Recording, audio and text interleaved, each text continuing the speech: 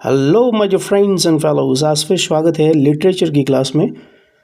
यहाँ पर हम बात करेंगे विलियम शेक्सपियर के बारे में। शुरुआत करते हैं। विलियम शेक्सपियर का जन्म straight forward upon Avon England में हुआ था अप्रैल 1564 में 1564 में। इसके साथ ही ध्यान रखेंगे ये इंग्लिश प्ले राइट थे, पोइट थे, एक्टर थे और इनको greatest writer in English language के लिए भी संबोधित किया जाता था, इनको सम्मानित किया जाता था।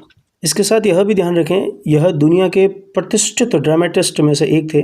इनकी स्कूलिंग इंग्लैंड के ही एक स्कूल किंग्स न्यू स्कूल में हुई थी जो कि स्ट्रेटफोर्ड में ही स्थित है और इसके साथ ही इन्होंने वहाँ से क्लासिकल एजुकेशन धारण की और उसके बाद उन्होंने लैटिन ग्रामर और लिटरेचर पर स्पेशली फोकस किया था। And he was married to Anne Hathaway और इसके साथ ही इनके 3 बच्चे भी थे। ऐसा माना जाता है कि इन्होंने अपने करियर की शुरुआत जो है वो लंदन में की थी। लंदन में 1580 में पहुँचे और वहाँ पर उन्होंने एक playing company the Lord Chamberlain's Men को ज्वाइन किया और जिसका नाम बदल करके बाद में द किंग्स मैन कर दिया गया था और वहीं से उन्होंने अपने करियर की शुरुआत एक्टिंग और प्ले राइटिंग से की थी। अगर बात करें द लॉर्ड चैम्बरलाइन्स मैन की, जो कि एक प्लेइंग कंपनी थी, उस समय 1600-1700 के बीच में सबसे फेमस कंपनी थी लंदन में और यहीं से विलियम शेक्सपियर ने अपने ज़्यादातर प्लेज लिखे थे।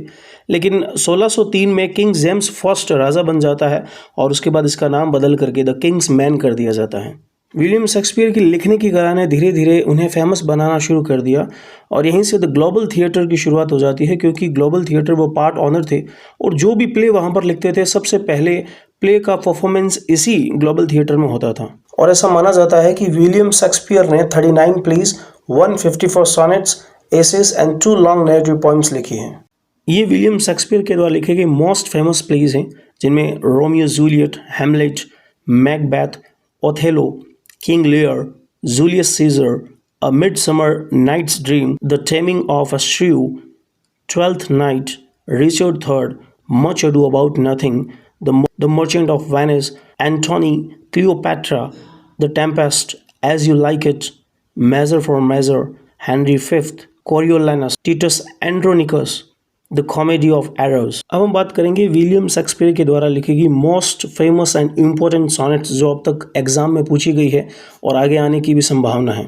देखिए, सॉनेट 18 की बात करेंगे, उसके बाद सॉनेट 29 है, फिर sonnet 73, sonnet 116, sonnet 130, sonnet 55, sonnet 106, sonnet 129, sonnet 30, sonnet 147, sonnet 54, Sonnet 66, Sonnet 94, Sonnet 18, Sonnet 123, Sonnet 64, Sonnet 152, Sonnet 87, Sonnet 137, Sonnet 138। ये सबसे फेमस सॉनेट्स है जो अब तक एग्जाम में पूछी गई है और आगे भी पूछे जाने की संभावना है। इसके साथ ही विलियम शेक्सपियर ने 2 नैरेटिव पोएम्स भी लिखी है, जहां पर हम बात करेंगे वेनस एंड एडोनिस और दूसरी है द रेप ऑफ ल्यूसिरिस।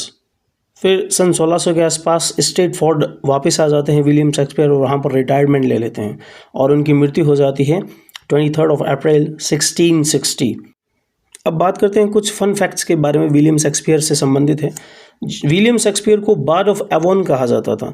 क्यों कहा जाता था? क्योंकि बार्ड ऑफ एवॉन यहाँ पर दर्शाया गया है विलियम शेक्सपियर को सम्मान देने के लिए। एवॉन यहाँ पर एक रिवर थी पहले जो कि बिल्कुल जो है स्ट्रीट फोर्ड से बिल्कुल बीच से होकर के बहती थी और उन्हीं के नाम पर जो है एवॉन रखा गया और बार्ड पोइट के रूप में दिखाया जाता है। पोइट का मतलब होता है बार्ड, तो इसलिए इन्हें बार्ड ऑफ एवॉन कहा जाता था, उनको ट्रिब्यूट देने के लिए, उनके सम्मान में। हालांकि इनकी रुचि लिटरेचर के अलावा मूर्ति कला में, म्यूज़िक में, फिल्म्स में, पेंटिंग में, तो बिल्कुल काउंटलेस अडेप्टेशंस थे उनके और हर एक चीज़ में रुचि रखना उनकी विशेषता थी। विलियम शेक्सपियर के वर्क्स की अगर बात करें तो वहाँ पर उन्होंने प्लेज लिखे, सॉनेट्स लिखे, बहुत सारे एसेज लिखे और इसके साथ ही नैरेटिव लॉन्ग पोएम्स भी लिखे और इनका एक महत्वपूर्ण योगदान रहा है लिटरेचर एंड आर्ट में।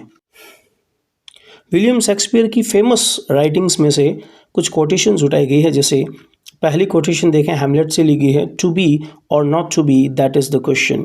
उसी तरह से एक एज यू लाइक इट, ये भी एक वर्क है, महत्वपूर्ण वर्क है और ये है all the world is a stage and all the man and women merely plays. उसी तरह से एक वर्क है all is well that ends well, यहाँ से कोटेशन है love all trust a few do wrong to none. उसी तरह से 12th नाइट नाम का एक वर्क है, यहाँ से भी एक कोटेशन है some are born great, some achieve greatness and some have greatness thrust upon them. अब बात करेंगे कुछ MCQs की, कुछ ऐसे क्वेश्चंस जो अब तक पूछे गए हैं और आगे आने की भी संभावना है। फर्स्ट क्वेश्चन है, in which century did William Shakespeare live? तो ध्यान रखेंगे ऑप्शन है 16th century, 17th century, 18th century और 19th सेंचुरी। ये ऑप्शन से आपको कमेंट बॉक्स में बताना है। उसी तरह से दूसरा क्वेश्चन है, which of the following is not a Shakespearean tragedy? तो इनमें से कौन सा जो है शेक्सपियर की ट्रेजेडी नहीं है, तो आपको बताना है ऑप्शंस में। ऑप्शन है Macbeth, Romeo and Juliet, a Midsummer Night's Dream या हैमलेट।